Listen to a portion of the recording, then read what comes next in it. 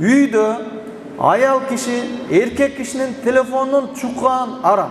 Аял кишинин телефонун күйөөсү текшергенге милдеттүү. Анан кичине конфликт болсо, мен муну багып атам. Сен арашан коюң деле багып атпайсың. Же барып уюңа барып мактантасың. Уйлар, мен сени багып атам, неге сүзүп атасың деп. Аял киши тийишип калса, шыр алып туруп, бир аз оозду тазалай калыш керек, анткени уктаган ооз сасып кетет да, билесиздер да.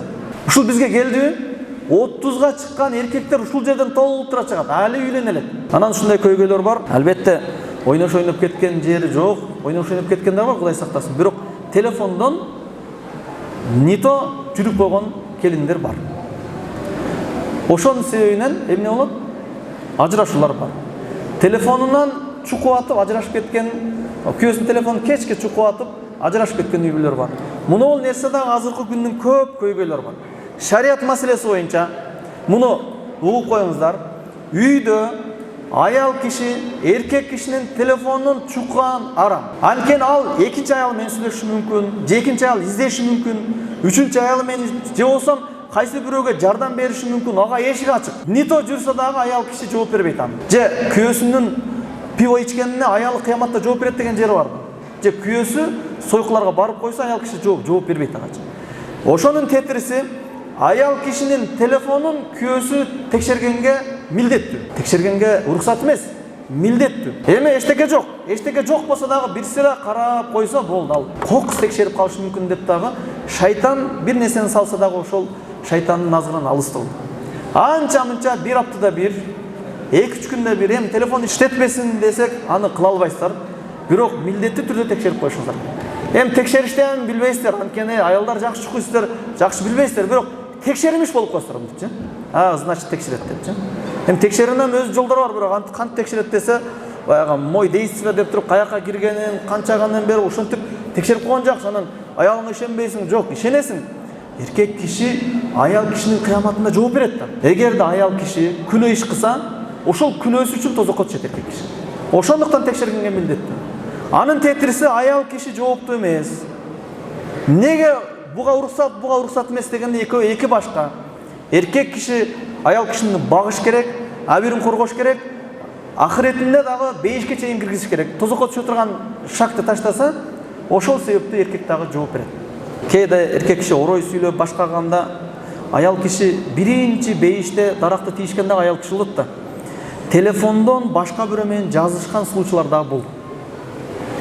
Кимдир бирөө мынтип түшүндүргөн, айнып калыпмын, жинде болуп калыпмын, жөн эле ушинтип көрөйүн дедим эле, ойноюн дедим эле, мурун чат жипити менен кыз жигиттей сүйлөшүп коет экен дагы, анан эми ушу чисти практикага салып коюп, неге мына жерде айтып атасыз? Каалай ушундай ситуациялар болуп, ажырашкан учурлар бар. Перепискасын таап алдым эле, эмне кылам? Эми шарият өкүмдүңүздөр кандай кылат? Эгер ошондой болгон болсо, анда биринчи кезекте эркек киши жашабай койгонго уруксат бар. Талагын берип ажырашып. Буга далил пайгамбарыбыз Айша энебиз жөнүндө доомат сөздөр айтылган да. Али радыйаллаху анху айткан: "Я Расулулла, сиз аялдардан өтө кыйналган жериңиз жок. Талагын бериң да башка үйлөнүң" деген. Расулулла ошол жерде унчуккан эмес, анын да пикирин уккан. Башка сахабалар айткан: "Я Расулулла, бул Абу Бакырдын кызы андай эмес, андай жаман ишке барбайт" деген. Пайгамбар эмне кылган? Мөөнөт берген, унчуккан эмес. Жана айткан сөзү ушул болгон: Айша, эгерде сен ошо туура эмес ишти кылган болсоң, мойнуң алдагы тооба кылгын, Алла Таала тообаларды кабыл кылат. Мойнуң алып тооба кыл. А эгерде андай иш болбой, доомат эле болсо, Алла Таала сени өзү актайт. Ушул жерден бир өкүм болот. Азыр акыркы фатва боюнча переписка чыкты. Өлүп кетейин эгер мен таптазамын, эми ушундай бир айнып калыпмын, бирок экинчи кайталанбай тооба кылса, тооба кылгандыгы себептүү сизде укугуңуз бар, макул деп кечирип туруп жашасаңыз болот.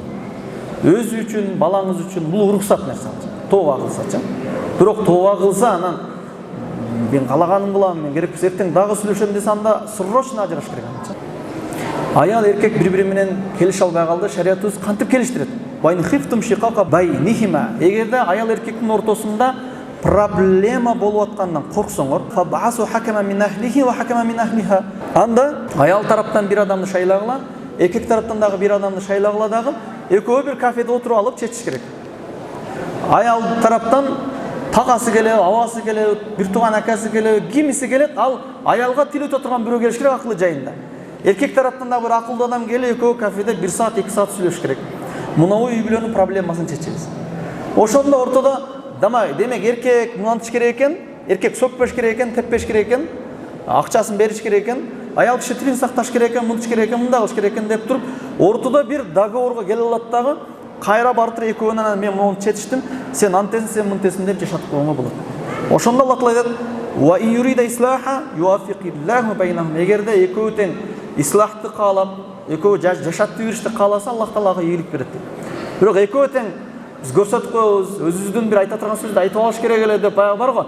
Мына сөздү айта албай калдым, айтып коюшум керек эле деп айтыртканы келсе, анда алар жараштыра албайт алар. Алар жөн эле келген адам болду эсептелмейт. Анан экинчи деңгээл бар, үй бүлө бири-бирин бекемдеш үчүн пайгамбарыбыз айткан сөз: "Ла яфрук муъмин муъмина." Момун эркек, момун аялды жөн эле чанып койбойт. Бир катасы үчүн бол жыл деп койбойт анча. Инкариха минха хулукан, эгер бир мүнөзүн жаман көрсөң, радия минха ахар, экинчи мүнөзүнө ыраазы болот деп бизди мактадат пайгамбар. Ушундай болушубуз керек. Мисалы аялыңыз хуник болсо, бирок таза кийимиңизди таза кылып, үйүн таза алып жүрүп, ошол жерин сүйө бериш керек. Ал хуник да болду, таза дагы эмес, бирок мамилелери жакшы, мамилесин сүйүш керек. Анысы да жаман, көп бала тараса, көп бала, кыскасы жакшы жагы менен сүйүш керек да. А эгерде күйөө деле ошондой, бир нерсеси жаман, бирок 100% жакшы да болбойт, 100% жаман да болбойт. Ошого пайгамбарыбыз Муслим, Сах Муслимде келген бул хадис чекеден эле бир нерсени жок кылып койбойт. Анан экинчиси, үй бүлө ажырашкан болбосо, аял кишиге эр чыгат, эркек киши да үйлөнүп ала берет, бирок көйгөйлөрдүн бардыгы балдарда калат. Эң чоң удар балдарга тиет. Балдар эптеп чоңоюп кое берет. Эркекке тиет зыяны көп. Анткени балдар чоңоет, болду. Эркек аял киши да турмушка чыгып кетер, бирок балдардын ар биринин кадамы, бала мошенник болуп чоңойсо, кыз начар болуп чоңойгон болсо, ата жооп берет ошогочу. Анткени ал ажырашкан үчүн баласын толук түрдө тарбиялап албайт дагы, кыяматта баласына сөзсүз түрдө жооп берип калат. Ошого ажырашып аткан учурда ушул жагында эске алыш керек. Мен баламын ахиретине жооп бере аламбы, же жооп бере албайм. Беркини жаман көрсөз, жаман көр. Ол эми түгөнгө кончун экен. Бирок берки чогуу тарбияны бир жерде алып калыш үчүн кыяматта баланын аркасынан жооп берип калбаш үчүн караш керек. Ошон үчүн канчалаган динге бекем агалар бар, ушунчалык динге бекем, кызы жолуксуз. Баласы ар кимди алдап жүрөт. Мунун көйгөйүнө деген ошол кичинекей бир абидаларга өзүн сактай алган эмес. Пайгамбар саллаллаху алейхи вассалам: "Куллукум раин ва куллукум мас'улун раиятихи", ар бириңер жоопкерсиңер, кыяматта ар бириңер ошол өз жоопкерчилигиңердин арасында жооп бересиңер деген бир кыска убактыбызда биздин абалыбыздагы үй бүлөдөгө тиешелүү аяттарды, хадистерди айттык. Жана да кайталайлы, бул жеке бир ой эмес, бул шариятыбыз. Шарият тили менен айтканда ахвал шахсия дейт. Жекече абалдардын баяндары. Бирок баяндын башында, сөздүн башында мынтип келишип алайлы. Мен сүйлөгөн сөзүмдү жашоодогу практикадан алып, же болбосо өзүмө башыма түшкөн бир нерсеге карап туруп айтпайм. Ушуну биле алыңыздар. Эми бул Санжар бир оюн айтып атат да, эми ал биздин жашка жеткен убакта деген ой болбосун. Башында айтып коелу. Айтсак бардыгы мондай аят хадистердин негизинде. Бирок албетте аяттардын бардыгын ушул биздин жашообузда болуп аткан абалга ылайык келтирип, анализди бердирип туруп сүйлөгөнгө аракет кылабыз. Анткени хутба биз пайдасыз эле угуп коюп кетпей турган болбош керек. Себеби шарият бир тарапта, биздин жашообуз бир тарапта кетип аткан маал. Азыр мындай да, Аллах түшүргөн түз жол бар. Пайгамбар айткан: "Хаза сабил", мына менин жолум деген да. Мына туура жол деген да. Анан жанында кыйгач кеткен ар түрдүү жолдорду айта, хаза субул, бул шайтандын жолу деген. Ушул сабил, туура жол менен көпчүлүк кетпей атабыз турган. Ар ким өзүнүн ою менен, кээ бирки учурларда ушул релиске түшүп, шарият деген релискечи чыгып кетип атат. Анан эми шариаттын негизине түшөйлү десе, кетип атам го мына жол менен деп туруп мындай догурупчу. Мен арам жеп атамбы? Чычалап да койтат аягындачы. Ошого шайтан өзүнүн жолуна салганда жып-жылаңа жаман жол, туура эмес жолго салбайт. Түп-түз жолдо кетип ап туруп кээде айнытат. Түз жолго чыгат, кээде кыйшытат. Ошол кыйшытканыбыз биз үчүн көптөгөн зыянга алып келиши мүмкүн. Ошолордон бириси иншалла азыр токчулук болгон заман. Алла берди. Биз Кудайдан ушу дүйнөнү сурадык эле, Аллах Таала берди. Өнүгөйлү дедик. Сардан кечке ошо аракет кылдык, өнүктүк. Өнүгүш ушундай болот. Өнүгүш кандай болот? Өнүккөндөн кийин адам ошо өнүгүүнүн үстүндөгү дүйнө менен алек болот. А дуnya hilmun, бул дүйнө ушу ширин деген. Ушу шириндигине мас болунат. Текеберлик болот. Биз эмес, сахабалардын дагы көпчүлүгү Расулулладан алыстаган учурлар болгон. Мынакей биз өнүгөт деген кымбатчылык болду. Өнүккөндөн эң көп залакат эмнеге тиет билесиздерби? Эң көп. Мешитке тиеби? Мешитке тийбейт. Мисалы, жамаатыбыз ушунча жамаатыбыз бар эле, байып кетти дагы жамаатыбыздын жарымы кебей койду. Зыянбы? Зыян эмес. Бизге разница жок. Эки адам келсе дагы окуй беребиз. Мешитибиз өнүгө турган нерсе. Элдер тахажжуд окубай койду, садака бербей койду. Залакатын кедейлерге тиди дейлик. Алла Таала кедейлерге ham берип атат. Залакат көбүрөөк адамдын өзүнө тийип атат, ушул токчулуктан. Пайгамбарыбыз айткан: "Мен силердин кедей болуп кетишиңерден коркпоймун. Анткени Алла Таала өзү өкүл да. Силерге дүйнө эшиктери ушундай ачылып кетип, бири-бириңерди чапкылап, бири-бириңерди чапкылап дегенде, уруу өлтүрүп, же өлтүрбөй тепкилеп, же болбосо соттошуп, урушуп, талашып, ушундай болуп кетишиңерден корком." Ликулли умматин фитна ва фитнату хадал умма ал-мал деген. Ар бир доордогу үммөттүн бир өзүнчө бир чоң азгыруусу болгон. Ошол азгырыкка көпчүлүгү моюн сунган да, кыйналган. Мына бул үммөттүн азгырыгы акча деген.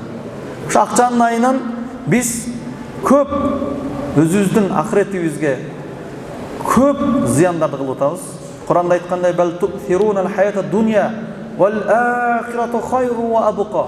Силер мына бул дүйнөнү жогору көрөсүңөр ахиретке караганда. Ушул нак көрүнө берет. Ушуну биринчи кыласыңар, анан ахиретти кыласың. Ахирет анча-мынча калып кетер, бирок мына дүйнө сөзсүз болот. Ушинтип аласыңар. Бирок ахирет түбөлүктүү жана абзелирак.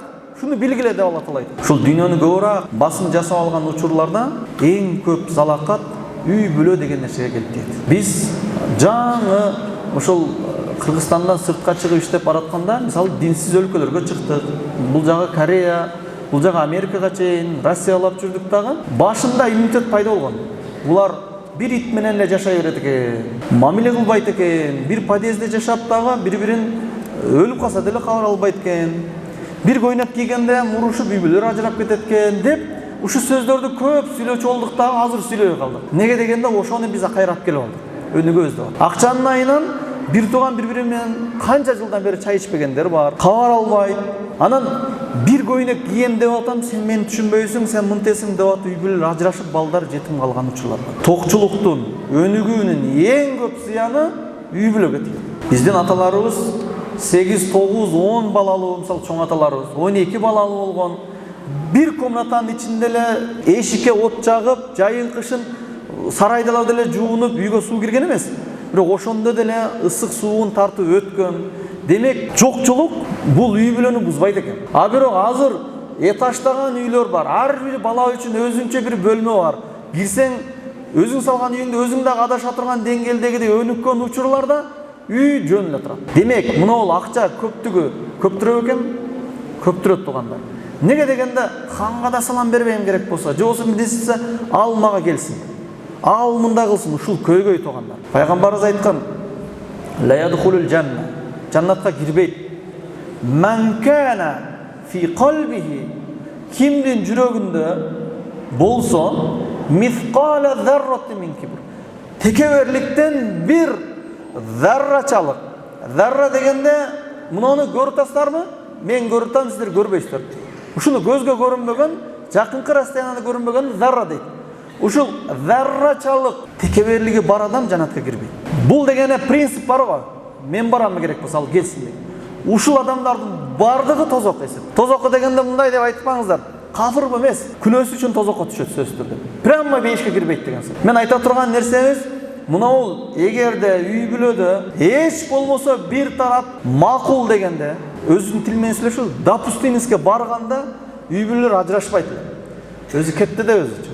Жосум өзү мынтип койду да, өзү кет деди да, ана мында кылдым да деген сөздөр менен ушул нерсеге барып. Мурун бир аз акча жогураак маалындайм, кетсем бала чакам ким багат деген ойлор болчу, азыр эми ойлонбойт да. Ар бир адамдын өзүнүн рызкысы бар. Ажырашкан деле рызкысы кете берет. Бирок залакаттын бардыгы эмнеге тиет? Үй бүлөнүн бузулушу деген, коомдун бытырандышы деген нерсеге алып барат. Эми ислам кандай карайт? Үй бүлөнү бекем кылганга буйругу же ажырашып өзүнчө жашаганга буйругу? Ислам эместер мындай кылат. Биздин көрүп аткан кинолорубуз, биз жашап келген мусулман эмес өлкө мындай. эркектер үйлөнбөгүлө. Ушул бизге келди. 30га чыккан эркектер ушул жерден толуп тура чыгат. Али үйлөнө элек. Али бар кичине депчи. Үйлөнбөгөнгө көп буйрат. Жада калса 50ге чыгам үйлөнбөйт. Жалаң ошол сойкуларга барып эле жашап, өзүң үчүн жаша деген нерсени ислам эмес, бул дүйнөгө эле сиңирип, ахиретте бейишти үмүт кой, тозокко ыраазы болгондор ушуга багыттайт. Кыздардын турмушка чыкпаганына багыттайт. Кыздарыбыз бар, 30дан өтүп кеткендер бар. Дагы деле теңи чыгат. Алла Таала берген, бирок чоң адамдар майнтем ушуга тиесиң, паланга тийбей койдуң, ушуга тиесиң деп атып эле токтотуп, токто жанагы сөздөрдү көп айтып калды го. Аялдар мисалы, иштеп үй алдым, анан машина алдым, эр сатып алам деп кемситип атат. Ушундай бир нерсени динсиз коом алып келет. Ал эми ислам эмне деп айтат? Үй бүлөнү кургула деген. Я айюха шабаб, жаштар. Пайгамбарыбыз эң жаштардан баштады. Жаштар дегенде мындай түшүнбөңүздөр. Автоматически жаштар дегенде 18 жаштан жогору эмес. Жаштар дегенде бул адам жаш болот. Жаш үйлөнсүн. Кече балагатка жеттиң, бүгүн үйлөн деген сөздү пайгамбарыбыз айтты. Эми азыр 12 жашта баланы үйлөй албайбыз чынын айтканда. Хотя бы кеч калып атканда, өлүп баратканда 7 жыл күтүп 18ге жеткенде шыр үйлөнүш керек. Антпесин биздин адашкан жерибиз, биздин башыбыз жеген нерсе ушул нерсе. Жанагыны караштын кереги жок. Акча тауып кел, кесип нээси бол. Токчулук заманда бирөө ачка калабы, айтыңыздарчы. Сен хотя бы бир иштин башын карма. Бул Расулулланын сөзү эмес. Расулулла, жигиттер, кимиңердин күчүңөр жетсе дегени ден соолугу бар болсо, жана аялыны бага турган болсо, бага турган дегенде 1 жылдык эмес. Өткөндө дагы айтканбыз, 50 миң акчасы болсо деген сөз. Хадис үчүн шарттанат. 25 миңге квартира аласың, 25 миңге продукт аласың. 1 айга бар. Пайгамбарыбыздын эң кыйын пайгамбарыбызга деле ушундай болгон. Пайгамбарыбызга күнүмдүк гана азыктар ысгы берип турган. 1 айга рызкы чечилди, 1 ай жатып албайсың да, дагы иштеп, кийинки айдыкын топтойсуң деген. Эгерде ал нерсе болбосо, эмне кылыш керек? Оруза кармаш керек. Аллах Таала Рум сүрөсүндө "Ва мин аятихи ан халака лакум мин анфусикум азважа". Аллах Тааланын бар экендигин, кудуреттүү экендигин, Алла Таала бизди башкарып турарын бир белгиси силердин өзүңөрдөн жуптарыңарды жаратты. Аялдар эркектердин бир жул. Литаскуну илайха, силер ошолор менен рахаттанышыңар үчүн, тынч жашашыңар үчүн. Ва жаала байнакум маваддата ва рахма, жана араңарда сүйүүнү жана бири-бириңерди аяп, мээрим көрсөтүүнү кылды. Мисалы, үйлөнүштөн алдын ал бөтөн эле тааныбайт эле. Бирок качан үйлөнгөндөн кийин Аллах Таала ушундай бир сезимди салды, ал үчүн жанын бере турган деңгээлде, эч нерсесин аябай турган деңгээлде. Бул Аллах Тааланын бар экен. Аллах Таала мынтип бизге белги берип атат. Эми ошол нерсени кармаш керек. Эки эркек жашап көрсүнчү эмеге, ошону тетирсичи. Биз экөөбүз көп башы ысык сууктарды өткөргөнбүз. Жөн эле экөөбүз мындайча айтканда тириликти алып кетели. Эки эркек бизнесам кылып кете албайт до концачы. 50 жыл бирге иштеген шериктер ал аз эле нерсе. А бирок аял менен эркек чогуу жашаса, буларга Аллах Таала өзүнчө бир жакындык кылган, бири-бирине жанын бере турган деңгээлге чейин алып барат. Бул үй бүлө бекемдеш, бул Аллахтын буйругу. Бул жеке бир оюбуз эмес, сөздүн башында айтып аткандай. Ал эми исламдан адашып кеткен коом ушундай нерселерди айтат. Мисалы, поптор бар, үйлөнбөгүлө. Ушунчалык таза болгула дагы үйлөнбөй өтүп кеткен. Пайгамбарыбыздын алдына да бирөө келген. Мен өмүр бою үйлөнбөйм деген, пайгамбарыбыз эмне деген, ал болбойт деген. Ошол эле маалда, азыркы маалда биздин дагы үммөттө ушундай адамдар бар. Эмне деп айтат? Үйлөнбөй тур. Кыйлага чейин бар. Кыскача сөз, кимде ким үйлөнүүнү, турмушка чыгууну аркага сүрсө, бул Аллах жана Аллахтын элчисине каршы чыккан болот. Мисалы, атаң бир сөз сүйлөсө, бияктан апаң бир сөз кой, айта берет, сен мынаны кыл десе, кандай болот семьядачы? Муну аял начар болот да, туура. Ошондой эле Расулулла, жаштар, давай үйлөнгүлө десе, туруп тур сен 30га чыккача, 25ке чыккача али бар десе, ушундай эле каршы чыккан. Мунун эсеби бар. Кыяматта ушинткен адамдардын баардыгы башчы менен жооп берет. Ал ата-эне болобу же көчөдө, балам эмне өлүп атасың үйлөнөйүн деп шашпа дебеңиздер. наоборот үйлөш керек, даярдаш керек. Азыр чекеден эле жаштарга качан үйлөнөсүң десе 25 деп сүйлөйт. Ушул сиздердин айтып аткан сөзүңүздөр да ошону сүйлөп атат. Сен 18-де үйлөнгөн деп айтыңыздар эле да. Азыртан даярдаш керек да. Бала ошого жараша чоңойот, ошого чейин өзүн даярдайт. Болбосо 20 жашта бала да, жаш бала да, али көп мен депчи.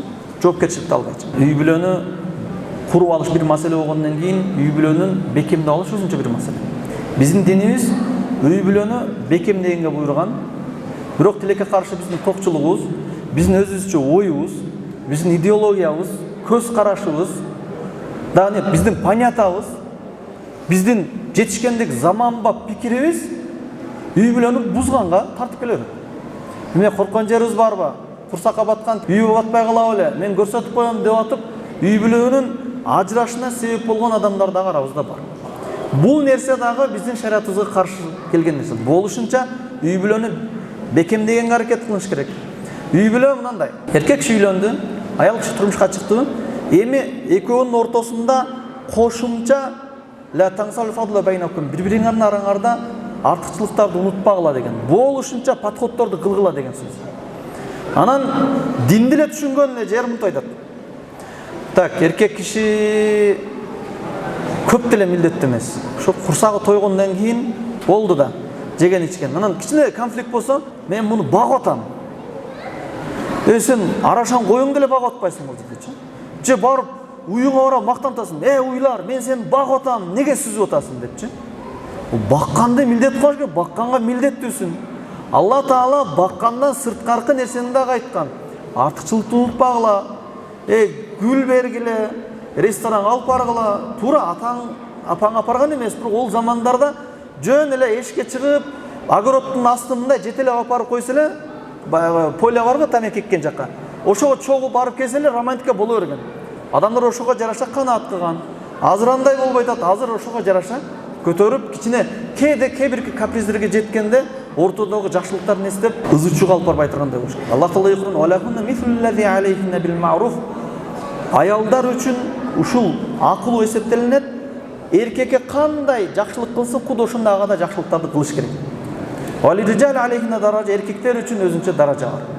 Бул аятты кантип түшүнөбүз? Аялдарга жакшылыктардан кылгыла, силерге кандай жакшылык кылса ошондой кылгыла. Жана эркектерге өзүнчө даража бар. Кандай сиз үйгө кирдиңиз? Кандай даража бар? Кирерге жакын дарбазаны аш дедиңиз, дарбазаны ачты. Корккон жер бар сизденчи? Же никеде ошондой милдет бар белем? Жок, сыйлап атат. Келдиңиз, чай кой дедиңиз. Же чай коюп койду. Телефонуңузду ал жакка столго коюлган, алып кеп бер дедиңиз. Бул кызматтарды кылып атабы? Эми сиз да ошого жараша кызмат кылыңыз. Кичине бир аялга окшоп, мындай үйгө келгенде чырайлуураак кийинип, тиш бишиңди жууп, жыттуураак бойсуңбу деген сөздөрдү айткан эркектер барбы? Куд ушундай эркек киши дагы үйгө келгенден кийин чарчаңкы болуп, мантип каштары бириктирип келбестен сулуу көрүнүш керек. Тиштерди жууш керек. Сигарет чекпеш керек, нас чекпеш керек. Сигарет чеккен, нас чеккендин аялы кантип сүйөт аны? Ооз сасып атсаңчы. Байкуш баласы үчүн эле чыдап жашап атат аны. Мындай эми таштай албай өлүп баратса дагы үйгө киреден алдын 40 сомго сатат. Орбит сатып алып келип чайнап кириш керек. Анткени сиз аялыңыздан талап кылып атпайсызбы? Нормальный аял болчу, мен көчөдө башка аялдар тиктебейин деп, сиз дагы ошондой кылыңыз. Муну аят Бакара сүрөсүнүн 228-аят ушуга алып барат. Көчөдөн киргенде үйгө даярданып кир. Ошондо сиз аны кыл, муну кыл десеңиз, ошого жараша сиз дагы подход берип атасыз. Эмне керек деп туруп, керектүү нерсесин алып келип бериңиз. Эгер антпесе, үйлөнүп кармап кала албайсыз. Ал кул эмес, ал тили кысык эмес.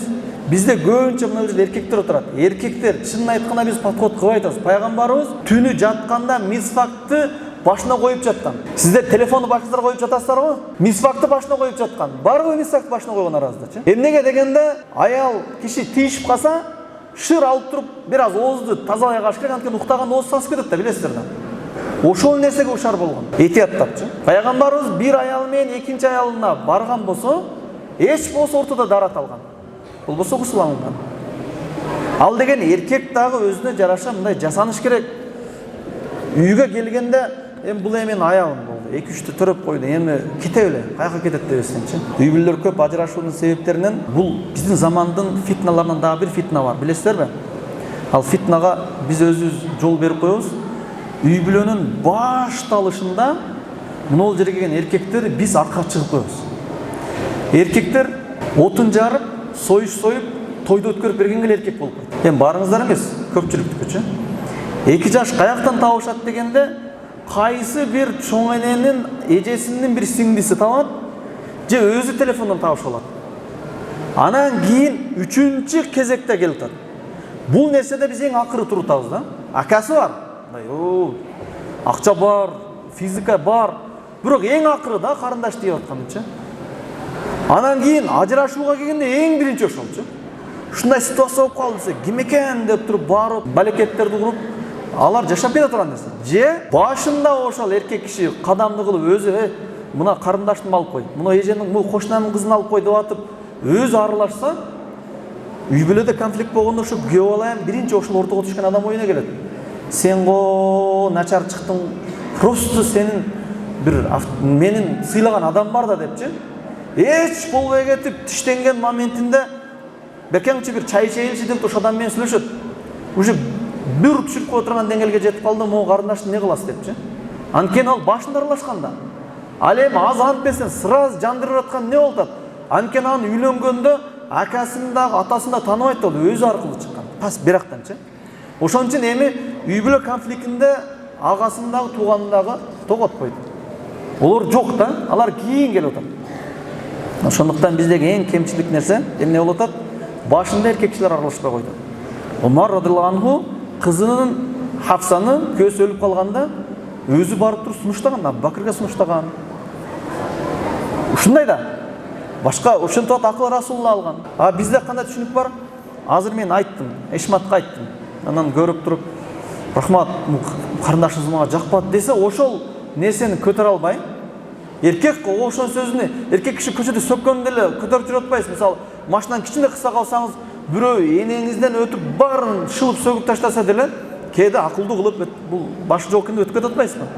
Бул сөкпөйт го. Биз эркекпиз, сөз көтөрө алабыз деп коесуз го. Но кошунамдын эжеси бар, алып койбойсуңбу десе, ол жакпайт эле десе, анан несі сорап, авторитет түшүп калат. Биз исламга кайтышыбыз керек. Анткени хадистердин баарында «Иза хатаба илейкум ман тардауна динан ва хулкан фазаввижух» деп келет. Силер турмушка бергиле деп берет да. Турмушка кызыңар өзү чыгып кетет деген нерсе эмес. Эркектер аралашпай койдук да. Эми мындай нерсе бар. Үйдө, үй бүлөдө бир чоң көйгөй бар. Азыр бардыгы телефон иштетет. Өзү чынык эркек. Карындаштарындагы, эжесиндагы эч кимисин телефон дагы иштетпей, жөн эле бардык нерсесин өзү кылып берип, эрди дагы өзү таап бериш керек. Антпесе өзүңүздөр майыл телефон иштетип берем, кантип эрге тиет деген ой. Ушундай суроолор бар да. Мен эч ким менен сүйлөшпөсөм, эч жака көрүнбөсөм, бир жекеде жатсам, эч ким көргөзбөй. Ким алат дегенде жооп сенин агаларың, инилериң бериш керек деп. Алар бербеди. Бербегенден кийин баары өзү связь кылат да. Телефонун берчи, аз бар го. Паланын жакшы кызы бар экен десе, эжелер бар да, телефонун алып берчи дейт. Телефон бар ушул. Эми турмуш куруп аткан маалда телефон болгондон кийин, эми турмушка чыккандан кийин көз телефонун иштетпе дей алам. Анткени өзүнүн атасы телефонун иштетпе дей албагандан кийин, телефонун иштетпе, мен баарын кылып берем, сени эптеберге бере алам дей албагандан кийин, күйөөгө чыккандан кийин күйөөсү дагы телефон аркылуу таап алгандан кийин, аны кантип телефон тие алат? Тые албайт. Башынан кетиш керек.